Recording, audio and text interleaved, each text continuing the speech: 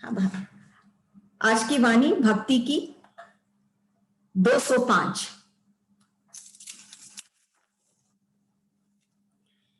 तुमने बुलाया तो मैं आया, फिर बुलाया क्यों? तेरी पूरी में बुरी भावना, यही तेरा स्वागत है। अच्छी बात है, अब तुम ही तरसना, हम न बरसेंगे।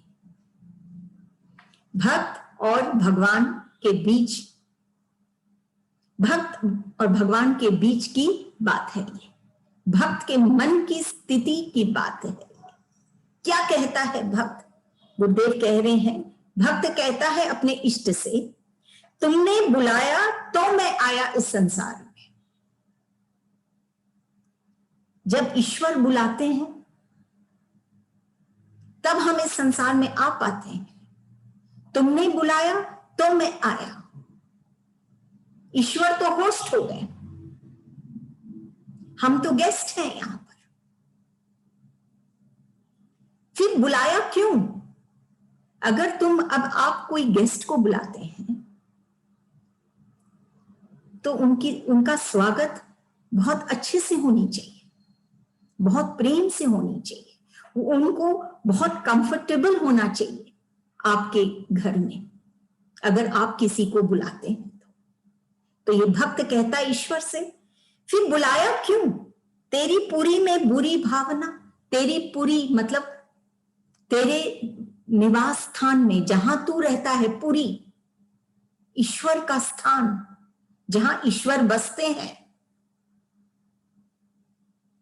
वहां पर बुरी भावना। वहां पर आकर मैंने क्या देखा? ये भक्त कहता है, मैंने क्या महसूस किया? यहां तो बुरी भावना है। सब लोग अपने में मस्त हैं, सब लोग अहंकार में मगन हैं, अहंकार से युक्त है, बुरी भावनाएं हैं, बेचैनी है। यही तेरा स्वागत है? ऐसे ही तू मेरे को बुलाया और यही मुझे दिया? ऐसे ही स्वागत की तूने मेरी? वो भक्त कहता है अपने इष्ट से। आज भक्त को ही ये हक है, क्योंकि वो अपने ईश्वर से प्रेम करता है, तभी वो ईश्वर से ऐसी बातें कर सकता है। और वो कहता है, और फिर तूने ऐसी स्वागत करी तूने मेरी। यहां पर इतनी बुरी भावनाएं हैं, यहां पर एक क्षण भी चैन नहीं, किसी के पास प्रेम नहीं, सिर्फ स्वार्थ की ये दुनिया है, सिर्फ शोर है, कहीं कोई शांति नहीं।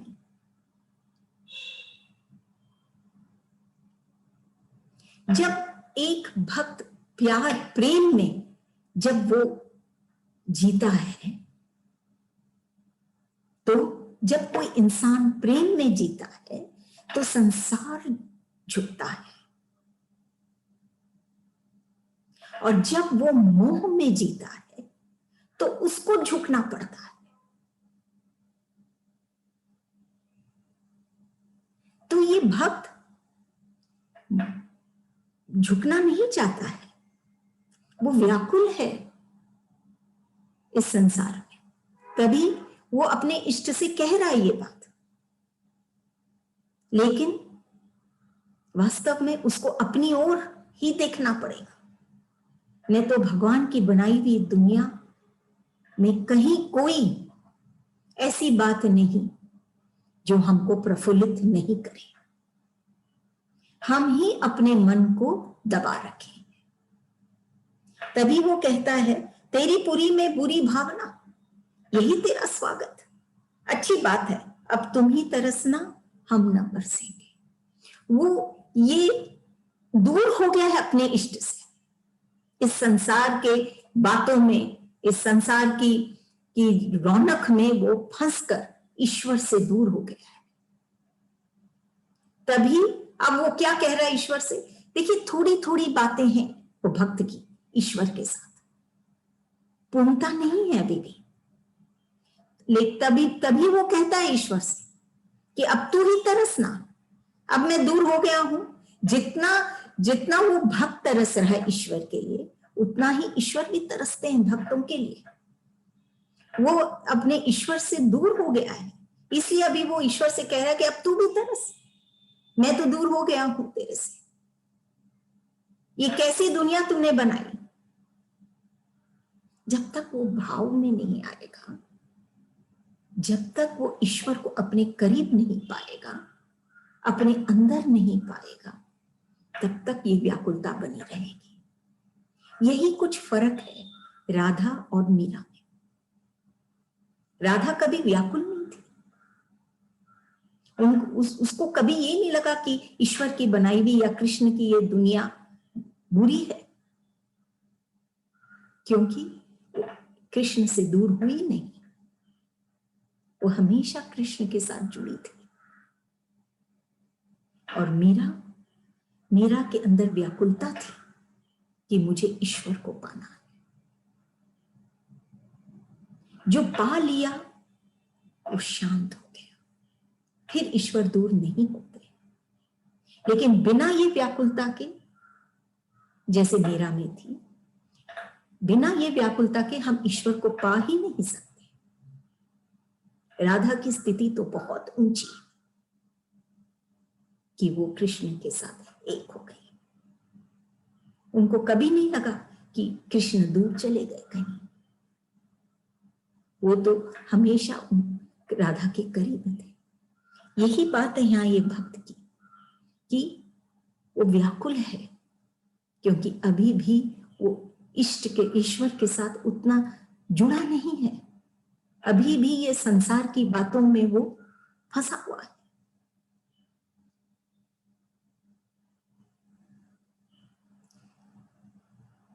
इंसान से जब हम प्यार करते हैं तो हम कहीं कमजोर हो जाते हैं, कहीं ना कहीं हमारे भीतर कमजोरी आ जाती है। ये अनुभव है हमारा, हम सबके शायद। और ईश्वर से जब हम प्रेम करने लग जाते हैं तो हम कमजोर नहीं, उल्टा हमारे अंदर बहुत ताकत आ जाती है। एक ईश्वर, और ये इंसान इतने जनों के साथ प्यार करके भी हम कमजोर होते जाते हैं, हम और कमजोर हो जाते हैं। लेकिन हम जब एक ईश्वर से प्यार करते हैं तो हम बहुत ताकतवर हो जाते हैं। तब वो ईश्वर, ये एक तरह का उल्हाना है। वो ईश्वर की दुनिया में जीना चाहता है वो भक्त, लेकिन अभी भी वो आनंद नहीं पा रहा है। क्यों? क्योंकि उसको अभी भी ईश्वर की ये पूरी, ये ईश्वर का ये संसार अभी भी बुरी लग रही है। तभी वो ईश्वर से कहता है कि अब तू तरस, हम ना बरसेंगे। आदमी कब बरसता है? ईश्वर बरसते हैं। इंसान कब बरसेगा? जब वो पूर्ण होगा, तब वो भीतर अपने भाव, उसके भाव छलकेंगे, वो बरसेगा। जैसे संत, जैसे हमारे गुरुदेव, वो हमारे ऊपर प्रेम की वर्षा करते हैं, वो बरसते हैं, उनकी कृपा बरसती है, क्योंकि वो उसके भी, वो कृपा, वो प्रेम, वो शांति से पूर्ण है, तभी वो बरसते हैं। बोलते कि अब तुम ही तरसना। ईश्वर को बोल रहा है ये भक्त कि तुम ही तरसना, हम नहीं, हम न बरसेंगे। वो नहीं बरस सकता है क्योंकि अभी भी वो भीतर से अपूर्ण है, अभी भी उसके भीतर में ये संसार का भाव है जो उसको कमजोर कर रहा है। देखिए धर्म क्या है? धर्म वो केले के छिलके के जैसा है। यही समझाते हैं कृष्ण कि धर्म जो है वो केले के छिलके के जैसा है। वो सार को अच्छे से बांध के रखता है, लेकिन ये जो भाव है वो तो केला है। जो स्पिरिचुअलिटी है, धर्म क्या है, रिलीजन है, हमको बताता है ऐसे करो ऐसे करो ऐसे करो, लेकिन ये करने के बाद वो जो सार है या उसका जो रहस्य है, वो तो वो फल है, वो केला है, वो भाव है, उसको ग्रहण करना जरूरी है। बिना केले को ग्रहण किए सिर्फ केले के छिलके से क्या होगा? इसीलिए सिर्फ ये ग्रंथों को पढ़ने से या ये धर्म की बातें करने से, अनुष्ठान करने से हम वो सार को नहीं पाते, हम वो आनंद को नहीं पाते जो उस छिलके के भीतर, उस फल में है, उस केले में।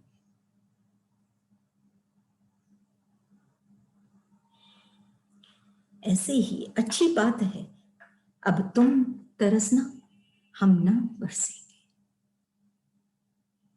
बहुत विडंबना की बात है। आप सोचिए ईश्वर की क्या स्थिति होगी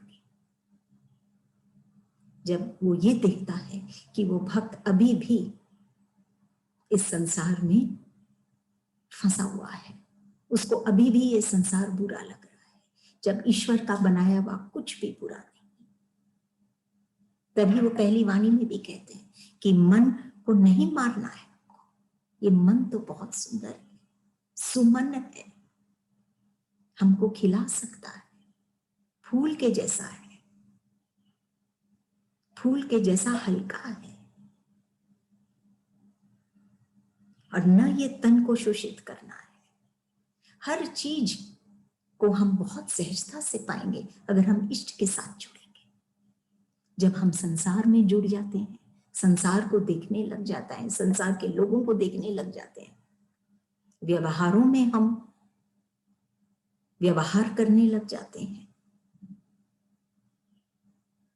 तो हम ईश्वर के प्रेम को नहीं पाते, हम ईश्वर से दूर हो जाते हैं। तब ईश्वर कहते हैं इसमें, अब तू तरसेगा। ईश्वर तरसते हैं कि कब हमारा भक्त हमारे पास आएगा।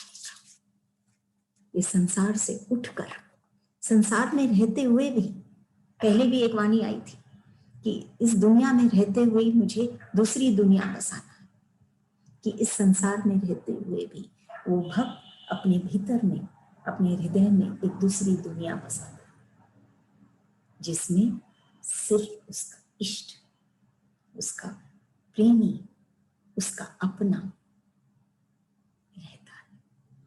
उसके साथ वो दुनिया एक अलग ही निराली दुनिया रहती है, जिससे ये बाहर की दुनिया भी में जीना भी बहुत सहज हो जाता है। अगली वाणी है 206। कन्नी ले, खन्नी ले, लेखनी ले। लेखनी ले कि जब हम कुछ लिखते हैं या हम कुछ व्यक्त करते हैं ईश्वर के भाव, भक्ति की वाणी है, भक्ति की बात। जब हम कुछ ईश्वर की बातों को जब हम व्यक्त करते हैं लेखनी के रूप में, या ऐसे ही जब हम कुछ बोलते हैं या हम कुछ लिखते हैं, उसके पहले हम देखें क्या। ऐसे ही लिखने से, देखिए हम दो तरह से लिख सकते हैं, हम अपने हृदय के भावों को लिख सकते हैं या हमारे बुद्धि के बल पे हम लिख सकते हैं।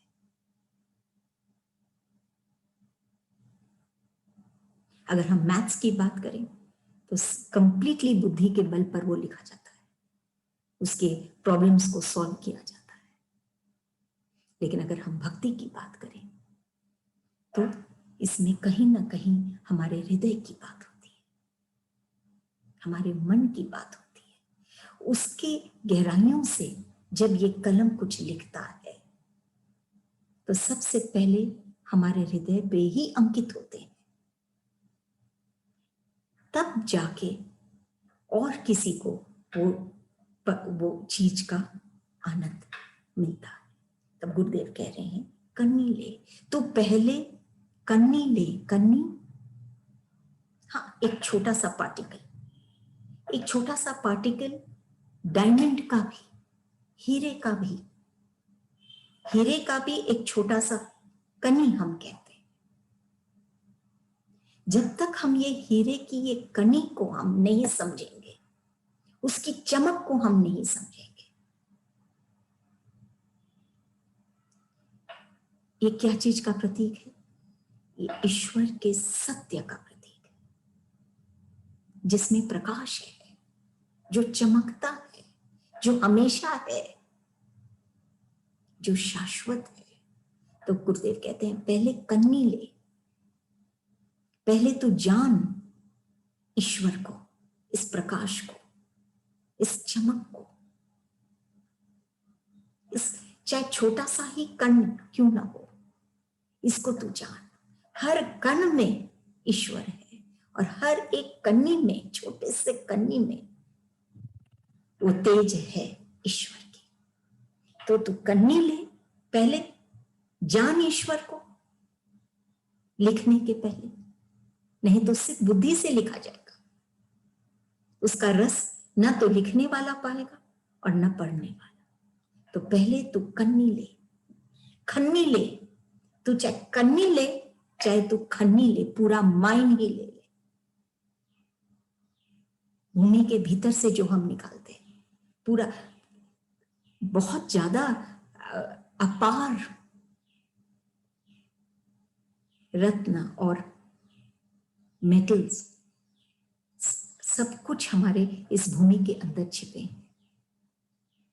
तो उनको ले, तू पा उनको, खन्नी ले, चाहे तू कन्नी ले चाहे तू इतना खन्नी ले, फिर तू लेखनी ले, फिर तू ईश्वर के बारे में लिख।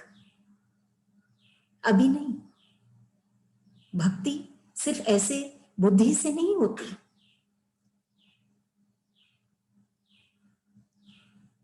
ऐसे तो भक्ति बहुत सहज है। अगर हम सिर्फ धन की बात करें, जैसे अभी अपने लिए, कि सिर्फ केले की बात करें, तो केले के छिलके के जैसे हम खोलते जाएंगे एक एक उसकी पहलू, आज मंदिर, कल अनुष्ठान, परसों जाप, माला, लेकिन सार तो तभी मिलेगा जब हम भाव में आएंगे।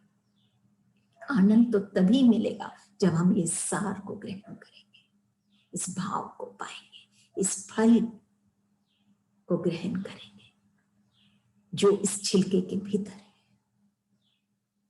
तभी कहते हैं कि कन्नी ले, खन्नी ले, लेखनी ले, तब तू ये लेखनी ले। जब तक हम संपूर्णता से तृप्त नहीं है, तब तक हम कुछ ईश्वर के लिए लिखते हैं या व्यक्त करते हैं, तो उसमें भी वो पूर्णता नहीं होगी। समाधि क्या है? समाधि पूर्ण तृप्ति है। जब तक हम स्वभाव में, जब हम अपने स्वभाव में आते हैं, तभी हम पूर्णता से तृप्त होते हैं। हमारा स्वभाव वो ईश्वर का स्वभाव। जब हम अपने स्वभाव में आते हैं, जीते हैं, तब ये हम कहते हैं समाधि, तब वो पूर्णता आती है।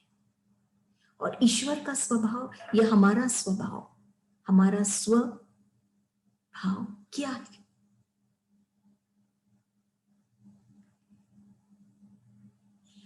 जैसे हम भगवान को कहते हैं भगवान, जो इन भग, ये जो भग है इसका मालिक है, वान है, धनवान जो धन का मालिक है, रूपवान जिसके पास रूप है, भगवान जिसके पास ये भग है, ये गुण है, क्षमा, आनंद, प्रेम, शांति, इस तरह के जब गुण होते हैं किसी के अंदर, वही तो भगवान। उत्साह, प्रेम खास करके, तो इसमें कहते हैं गुरुदेव कि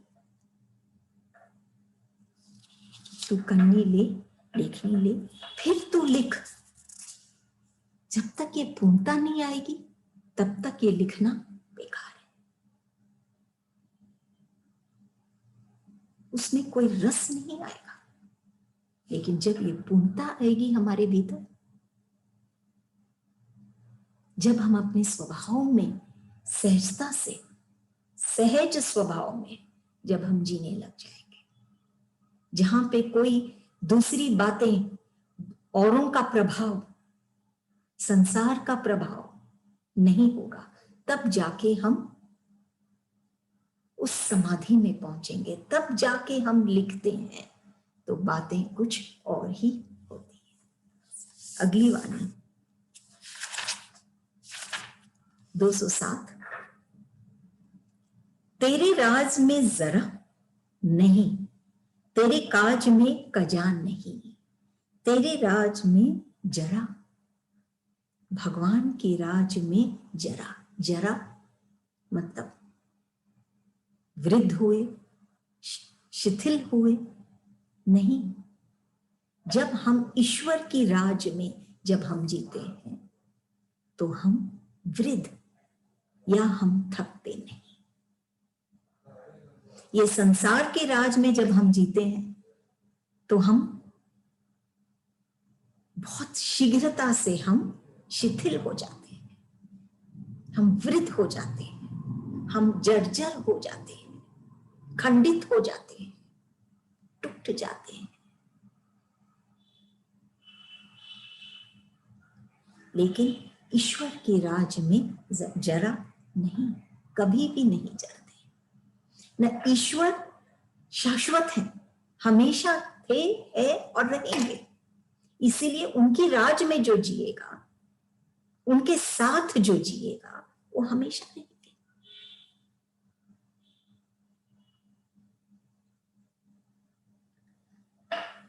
अगर कोई संत हमारे जीवन में आता है तो अगर हमारा कोई बैंक बैलेंस भी नहीं हो, स्थूल का धन भी नहीं हो, तो भी वो भक्त का भरोसा आसमान छूता है। हो सकता है उसको इस संसार में उसकी प्रतिष्ठा नहीं हो, लेकिन वो खुद में प्रतिष्ठित रहता है, खुद में प्रतिष्ठित रहता है, तो उसको कोई नहीं गिरा सकता। यही तो बात है इस संसार में रहने की, यही तो मजा है कि हम ऐसे जिए कि हमको कोई नहीं गिरा सके। सिर्फ हम अपने बल का प्रदर्शन करते हैं तो ये कमजोरी का प्रतीक है। जो कमजोर होते हैं वही बल का प्रदर्शन करते हैं। ये है मेरे पास, ये है, वो अपने बल का प्रदर्शन करते हैं जो कमजोर है। और नम्रता कभी भी कमजोरी नहीं है, कभी भी कमजोरी नहीं है। नम्र होना, प्रदर्शन नहीं करना अपने बल का, उल्टा नम्र होना, ये कमजोरी नहीं है। ये बहुत, इसके लिए बहुत ताकत चाहिए, इसके लिए बहुत आत्म विश्वास चाहिए, या हम सीधे अक्षरों में कहें कि इसके लिए एक संत या एक गुरु चाहिए। बिना गुरुदेव के हम इस नम्रता में आ ही नहीं सकते, जी नहीं सकते। थोड़ा कुछ पाते ही हम अपने बल का प्रदर्शन करने लग जाते, और ये और कमजोरी है। हमको कोई भी चीज का प्रदर्शन करना जरूरी नहीं है, हमको सिर्फ दर्शन करना है उसका, इष्ट का। अपने आप छलकेंगे, अपने आप बहेंगे।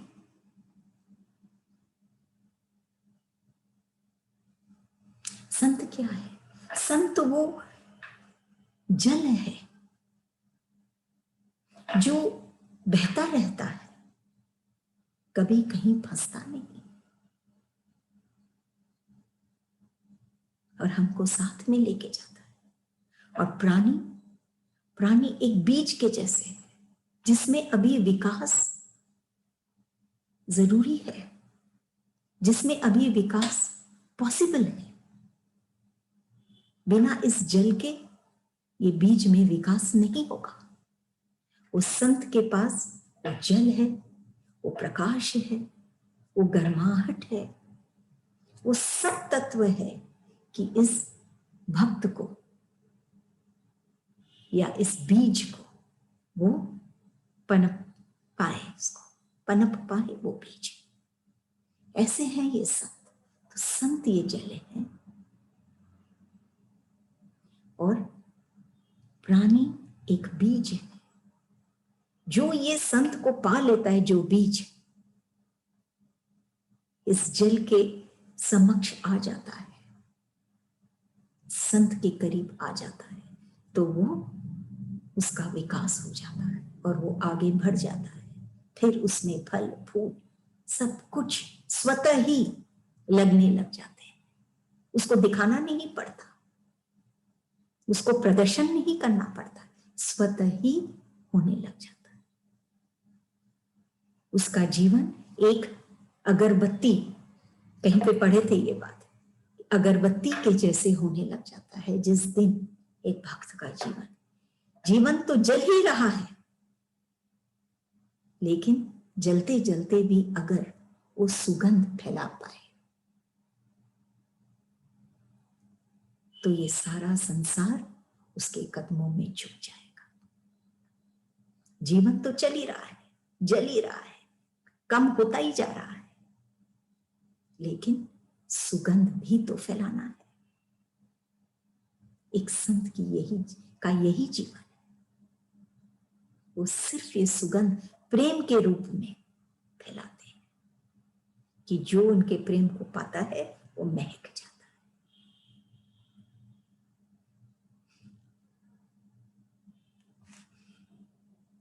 लोग क्या है, जो अच्छा कर रहा है उस पर डाउट करते हैं, लोगों की बुराई पर डाउट नहीं करते, शक नहीं करते, लोगों की अच्छाई पर शक करते। कैसे हो सकता है कि वो ऐसे करे? यही दुख की स्थिति है, यही संसार की स्थिति है। तो गुरुदेव की ये वाणी कह रही है, तेरी राज में जरा नहीं। जब हम भगवान के संसार में जब जीने लग जाते तो ये डाउट और ये सब बातें कुछ भी नहीं आता है। वो जरता नहीं, वो शिथिल होता नहीं, वो वृद्ध होता नहीं। शरीर चाहे वृद्ध होता जाए, लेकिन उसके मन की जो भावनाएं हैं वो उत्साहपूर्ण रहती है। वो हल्का फुल्का अपने आप को महसूस करता है, उसका मन अभी भी उड़ान भरता रहता है। नहीं, तेरे काज में कजा नहीं। क्यों ऐसी स्थिति क्यों होती है वो भक्त की? क्योंकि वो संसार में नहीं रमा है, जो उसके अच्छाई पर भी शक कर रहा है। वो भगवान के ईश्वर के संसार में जी रहा है, ईश्वर की राज में वो जीता है। तो तेरी कैसे कि वो जो भी काज करता है, जो भी कर्म करता है, ईश्वर को साथ लेके करता है, ईश्वर के लिए करता है। तेरे काज में ईश्वर का ही काज करता है। उसके मन की ये भावना है कि मैं जो भी कर रहा हूं ईश्वर का ही काज कर रहा हूं, ईश्वर ही करा रहे हैं और ईश्वर के लिए ही है। तेरी काज में कजा नहीं। फिर वो मौत से भी नहीं डरता।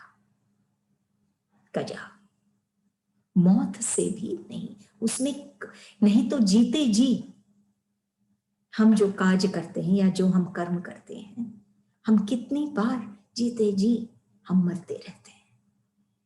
श्वासें तो चल रही है, लेकिन हम शिथिल हो गए, हम थक गए, हम बेचैन हो गए, हमारी स्थिति पीड़ादायक हो गई है। लेकिन अगर हम इष्ट के राज में जिएंगे तो हम कभी नहीं जर्जर होंगे और ईश्वर का हम काम करेंगे यही समझ के कि जो भी हम कर रहे हैं ईश्वर का ही कर रहे हैं, वही करा रहा है। तो हम उसमें कजा भी नहीं है, उसमें मौत भी नहीं है, उल्टा उसमें उत्साह है, जीवन है, सुंदरता है, आनंद है।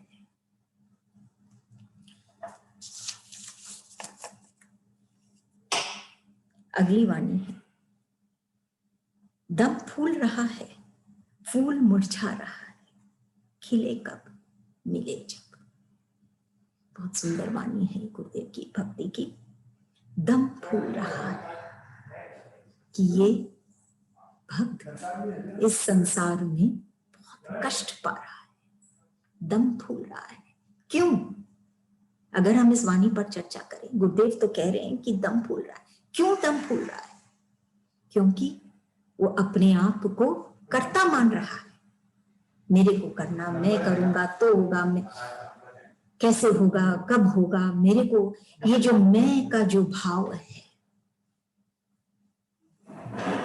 ये उसके अंदर इतना भरा हुआ है कि उसका दम फूल रहा है। इतना काम हो गया है उसके लिए, वो अपने आप को कर्ता मान जो बैठा है, इतना काम है उसके लिए कि उसका दम फूल रहा है, वो थक गया है। अभी पहली वाणी में गुरुदेव कह रहे हैं कि तेरी राज में जरा नहीं। अगर वो इष्ट की दुनिया में जीता तो वो जर्जर नहीं होता, लेकिन अब वो जर्जर क्यों हो रहा है? क्योंकि वो अपने आप को कर्ता मान के अपनी ही इस मैं की दुनिया में जी रहा है। जो खुद में ही जिएगा तो वो खुदा को कैसे पाएगा?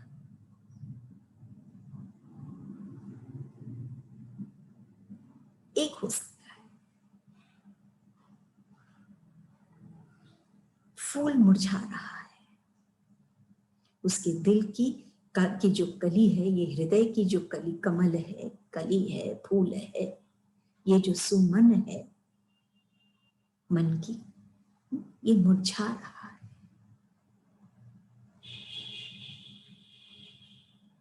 इसमें वो सुगंध नहीं, वो रंग नहीं। जैसे मुरझाए फूल में वो रंग हल्का हल्का खत्म होने लग जाता है, फूल मुरझा रहा है। उसके भीतर में उसके दिल की का जो फूल है, हृदय का जो कमल है, वो मुरझा रहा है, उसका दम घुट रहा है और उसका हृदय मुरझा रहा है, हृदय कमल मुरझा रहा है, खिलेगा। एक ये बहुत अच्छी बात है कि बाहर की जो ये स्थूल के जो फूल हैं ये मुरझा जाते हैं, मुरझा जाके जब ये मिट जाते हैं तो फिर से इनको आप नहीं खिला सकते, लेकिन भीतर में सूक्ष्म में ये हृदय में जो ये फूल है ये मुरझा जाते हैं ना, तो इष्ट का या गुरु का संपर्क पाके ये से खिल जाता है। तब कहते हैं खिलेगा, ये फूल फिर से खिल सकते हैं, ये हृदय कमल फिर से खिल सकता है। कब? मिले जब वो अपने इष्ट से मिलेगा। ये हृदय क्या चाहता है?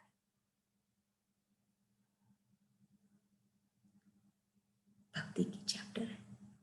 अगर हम भक्ति की राह पे चल रहे हैं तो कम से कम हमको इतनी तो क्लैरिटी होनी चाहिए कि हमारा हृदय क्या चाहता है। ये तो हृदय का ही चैप्टर है, मैथ, साइंस, फिजिक्स के तो चैप्टर नहीं है। भक्ति की चैप्टर है तो जो हृदय से होती है। तो ये हृदय क्या चाहता है? खिलना चाहता है। अगर खिलना चाह रहा है तो मिले अपने इष्ट से, स्वतः ही खिलने लग जाएगा।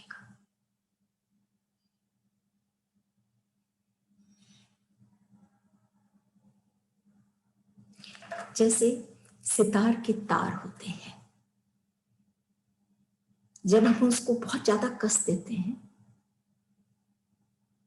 तो भी वो मधुर आवाज नहीं निकलती है, या अगर वो तार बहुत लूज हो